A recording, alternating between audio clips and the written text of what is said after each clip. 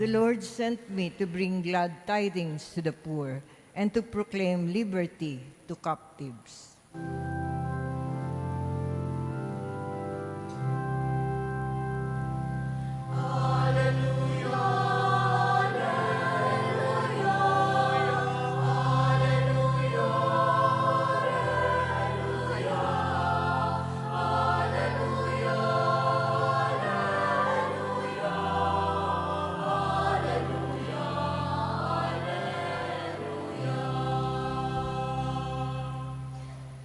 The Lord be with you.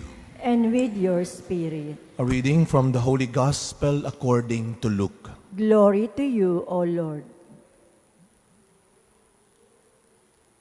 Since many have undertaken to compile a narrative of the events that have been fulfilled among us, just as those who were eyewitnesses from the beginning and ministers of the word have handed them down to us, I too have decided, after investigating everything accurately anew, to write it down in an orderly sequence for you, most excellent Theophilus, so that you may realize the certainty of the teachings you have received. Jesus returned to Galilee in the power of the Spirit, and news of him spread throughout the whole region. He taught in their synagogues and was praised by all. He came to Nazareth, where he had grown up, and went according to his custom into the synagogue on the Sabbath day. He stood up to read and was handed the scroll of the prophet Isaiah. He unrolled the scroll and found the passage where it was written, "The Spirit of the Lord is upon me, because He has anointed me to bring glad tidings to the poor. He has sent me to proclaim liberty to captives and recovery of sight to the blind, to let the oppressed go free, and to proclaim a year acceptable to the Lord."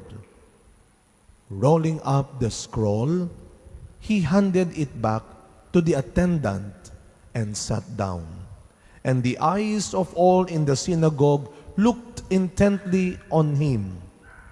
He said to them, "Today, this scripture passage is fulfilled in your hearing."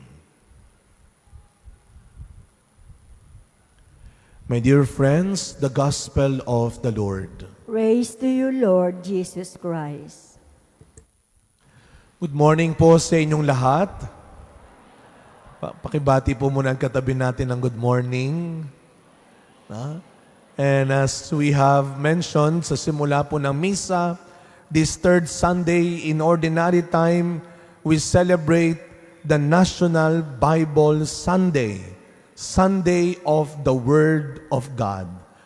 Kaya magandang tanungin ko po kayo, be honest, sino sa inyo ang may Biblia sa bahay? Taas ang kamay. Ang mga may Bible, tinatanong ko lang po, hindi po ako mamimigay. Taas lang ho. Ayan. Very good. Next question please. Sino ang nagbabasa ng Bible araw-araw? Diba? Tataas na sana araw-araw. Ay, araw-araw pala. You know, I have a friend, sabi niya, "Naku, Father, punta ka sa bahay, dali-dalaw ka." Tapos tininan ko yung bahay, ang ganda. Sabi ko, "Asan ang altar mo?" "Ito, Father, ang ganda ng altar." "Asan, may Bible ka ba?" "Meron, Father, ayun ang Bible ko." Nung ginalaw ko, dumidikit-dikit pa. Alam ko na. Alam na this. No? Mukhang hindi ito nagagalaw man lamang. No? Kaya ang ganda ho ng linggong ito para ipaalala sa atin na napakarami na nating nabasa siguro, napakarami nating naririnig araw-araw. Napakaraming salita ang sinasabi sa atin. But every day, do we give time to hear the Word of God? Do we still give time to read the Word of God? Do we still give more time to listen to the Word of God? kung kani-kanino, kung sino-sino, kung saan-saan. Pero ang salita ng Diyos, ang Biblia, pinakikinggan ba natin? Ang aklat ng buhay, ang aklat ng kaligtasan ay ang salita ng Diyos. The very foundation of our Christian life. Sabi nga ni Pope Benedict, during his time, let us all go back to our basic foundation of faith. And that is the Word of God. Ang salita ng Diyos, ang pundasyon ng ating pananampalatayang Kristiyano. Ang salita ng Diyos, ang lumikha sa mundo. Ang salita ng Diyos, ang nagbasbas at nagligtas sa tao. The power of the Word of God. Sa TV Maria, meron kaming programa, Salita ng Diyos, Salita ng Buhay. Sa isang salita lamang ng Diyos, gagaling ka, mapapatawad ka, lalaya ka, mababago ka. Hindi kung kani-kanino lamang, maraming pwedeng sabihin sa atin ang ibang tao. Tulad ng ganito, sabihin nyo nga po sa katabi ninyo, mukha kang mayaman.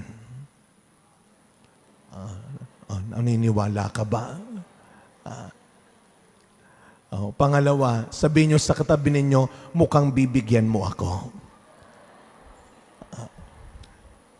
Diba? Maraming pwedeng magsabi sa iyo niyan. Marami ang pwedeng magsalita ng kung ano-ano sa iyo. But at the end of the day, gaano tayo maniniwala at magtitiwala sa kanila?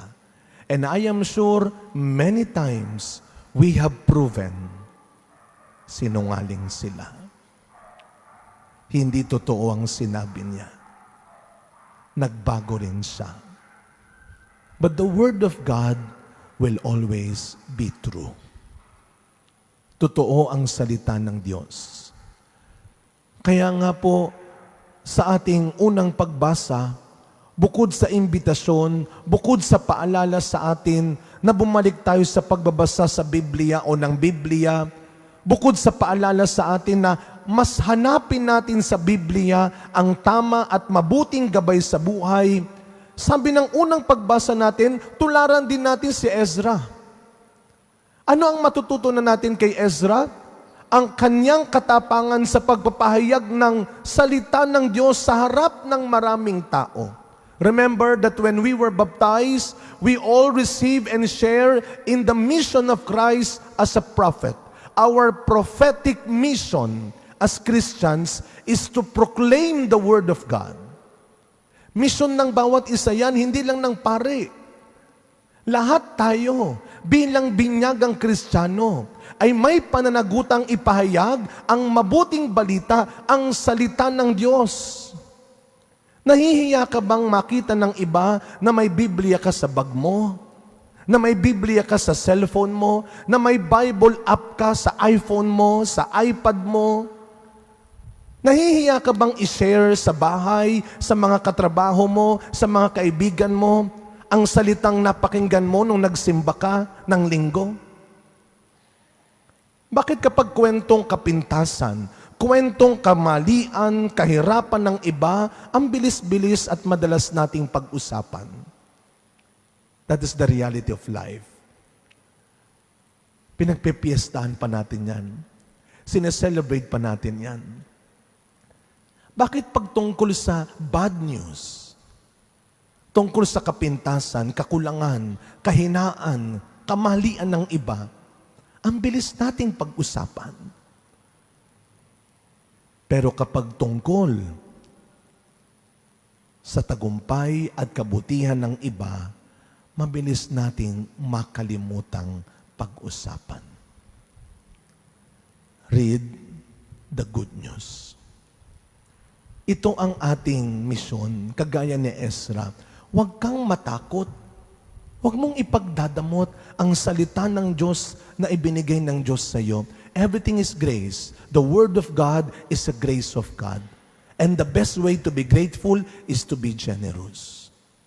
Share the Word of God. Share the good news. Kaya nga ano ang turo sa atin ni Pablo sa ikalawang pagbasa natin? Huwag natin ihihiwalay ang sarili natin sa iba. Huwag natin pabayaan ang bawat isa. We are all one body of Christ. And the Word of God must unite us. Never magsasalita ang Diyos ng kasinungalingan, ng kasamaan. Never siyang magsasalita ng anumang ikapapahamak natin, ng anumang ikasisira ng pamilya natin. Kaya alam nyo ho, kapag nagiging madalas na tayong magsinungaling, mamintas, magmura, hindi nadadaan sa mumog yan at sipilyo. You read the Word of God again. Hayaan mong baguhin ang salita ng Diyos ang bibig mo. At lumabas lamang dyan ang salita ng katotohanan, ang salita ng kabutihan, ang salita ng pag-ibig. Read the Bible. Listen to the Word of God. Speak the language of Jesus. Kaya nga ang ganda ng ebanghelyo natin. May mga pagkakataon talaga, aminin natin, nakakahiya eh. Natatakot ako, Father, baka mahusgahan ako. Baka akala ko sino ako nagpe-preach. Alam nila, chismosa rin ako eh. Alam nila, sinungaling din ako minsan. Alam nila, nakakapagmura ako, may bisyo din ako. So how can I preach the Word with all my imperfections? Listen to the gospel. The Spirit of the Lord is upon me. Bakit sa kabila ng maraming sinasabi, ginagawang hindi maganda, na ipagpatuloy ni Kristong magpahayag, magturo ng mabuting balita, sapagkat ang Espiritu ng Diyos ay sumasa Kanya. Come, Holy Spirit, and help us to preach the gospel. Pero wag nating kalilimutan ang salita, katulad ng pananampalataya, na walang mabuting gawa, patay. Remember, the Word of God became flesh and lived among us. Si Kristo ang salitang nagkatawang tao na itinuro sa atin kung paano tumulong, magmahal, magpatawad, magmalasakit. Kaya sa pagpatuloy ng misa natin, mga kapatid, manalig kang buhay ang salita ng Diyos. Ginagabayan, iniingatan, tinutulungan at nililigtas ka ng bawat salita ng Diyos na pinakikinggan mo, na binabasa mo. Kaya, wag mong pagsasawaan, wag mong kalilimutan na maniwala at sumunod sa sinasabi ng Biblia. Buhay ang salita ng Diyos. Buhayin mo at isabuhay ang salita ng Diyos. Amen.